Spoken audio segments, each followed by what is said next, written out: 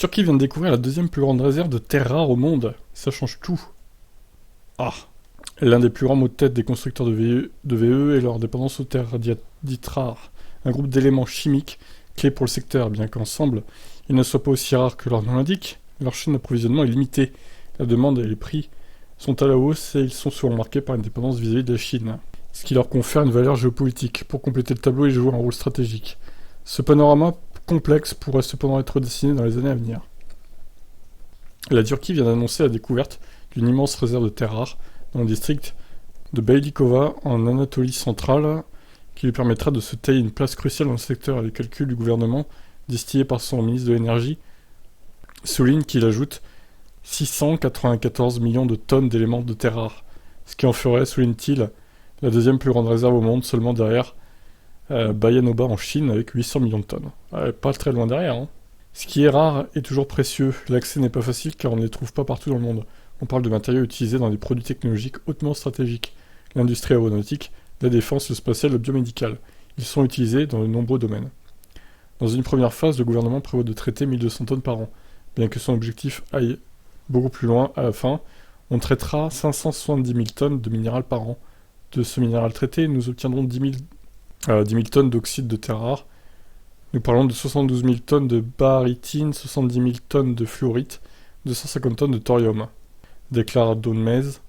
Je veux surtout mettre l'accent sur le thorium, un élément qui nous offrira de grandes opportunités, et comme combustible dans les nouvelles technologies nucléaires.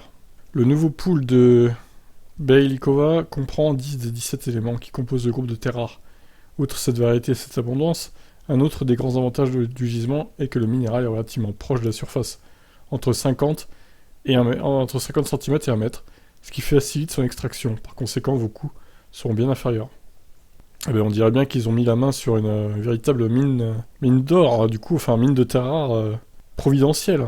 Ce qu'il n'a pas décrit en détail, c'est le calendrier géré par le gouvernement Erdogan pour le fonctionnement complet de la réserve.